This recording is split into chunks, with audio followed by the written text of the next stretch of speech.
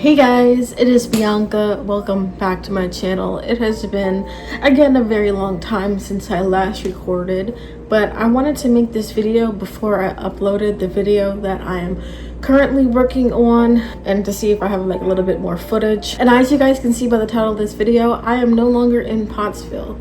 I left Pottsville about a few months ago, I think in June, and I moved to Florida, so I am now working with Walmart in Winter Haven, Florida. I was nervous about leaving Pottsville because Pottsville was basically all that I've known. I started looking to transfer from Pottsville for a while now. I was trying to figure out where I should go and where I should end up in my life. It was kind of hard being in Pottsville a little bit. My GTM, the general transportation manager, he has been at a different DC, I believe either in Marcy, New York, because their GTM got fired apparently, and he was there for a while until they could find a suitable GTM.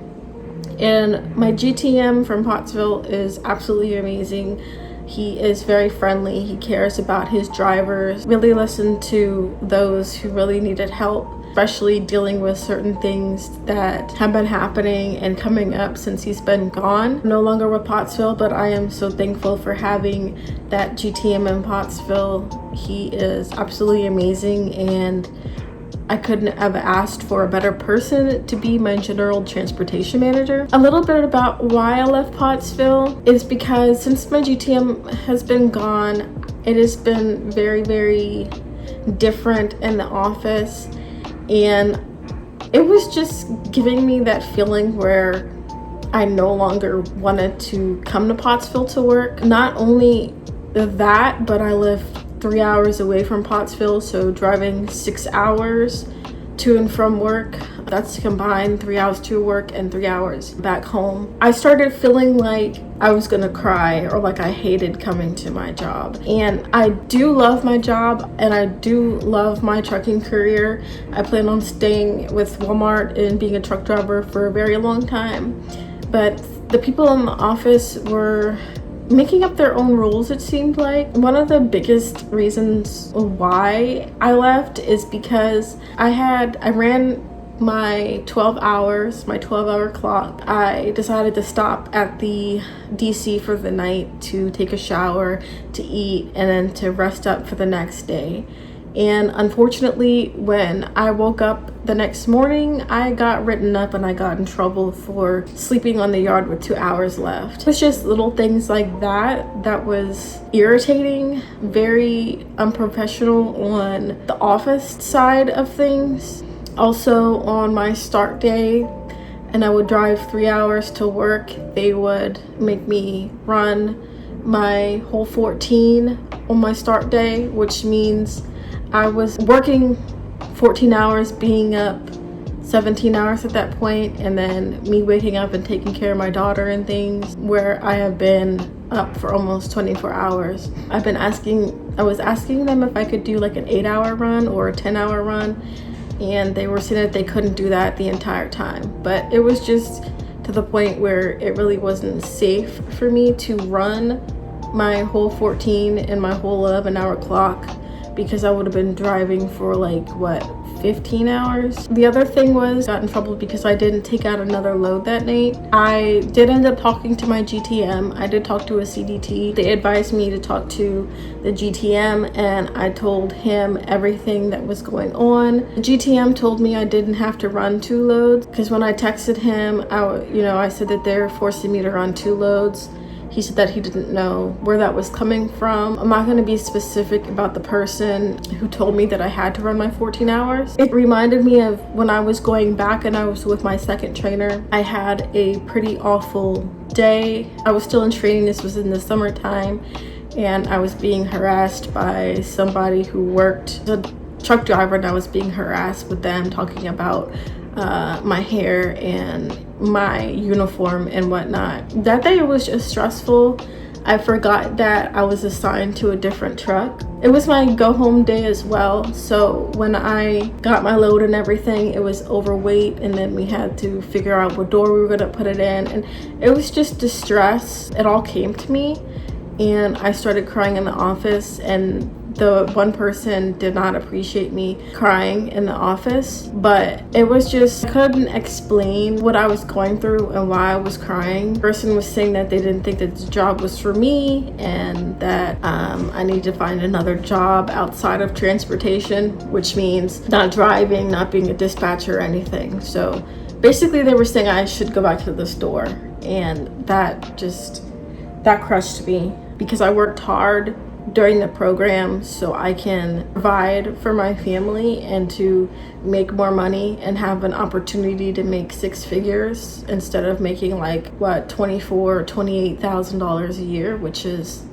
basically nothing. I just didn't want to slave my life away working at the store for no money and being treated like crap at the store. I'm not saying every Walmart store is a horrible place to work at, but there are some people who make your life a living hell, and a lot of Walmart associates understand what I'm talking about. Anyways, I'm still with Walmart. I miss my 300 plus mile days. I'm lucky if I get 140 miles a day at my current job, but things are really different here. I don't want to say that I regret leaving Pottsville, because I just didn't want to feel trapped and unappreciated or forced to do things that I knew I wasn't physically capable of doing, because I didn't want to hurt myself or others driving a truck because I was tired. Right now, the biggest pro about being in Florida is that I don't have to deal with snow and ice. I hate the cold. I hate layering up. I just hate the winter. I mean, it's nice if it snows and I could just stay inside until summertime. That's not possible. But things here in Florida are way harder than I thought it would be. Florida's a very small place with limited land, and Walmart, 99% of the Walmart stores are not truck friendly. You have to, basically we drive with their tandem slid all the way up, and even then we still have to curb our tires to get into some places. Like, it's unavoidable to curb your tires when the road that you have to go on or make a turn on is not truck friendly. So I would say being in Florida has made me a better truck driver. There are some different things to get used to, like road-wise, learning where I can and cannot go. It's overall different here. I kind of just wanted to give you guys an update about where I've been and what my life is like. Also, I am not confident in recording anymore. I do actually have my GoPro with me. I went back home to Maryland to grab it and do some other things. I'm still not comfortable with recording. I am mostly focusing on the area and the places that I go to deliver to,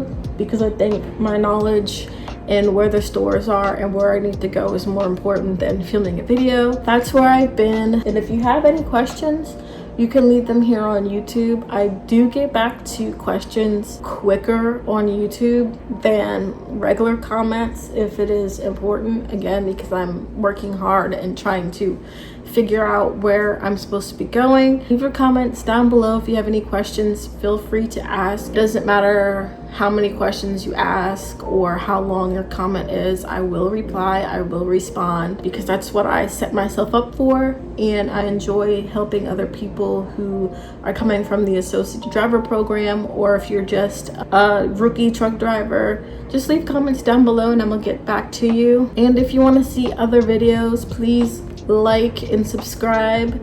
It helps me out a lot. It also helps out other people who want to see and learn about the associate driver program, because a lot of associates have no idea what the associate driver program is, and I tell them about it, people who want to get their CDL. Thank you guys so much for watching, and I will be back in the next video. Bye.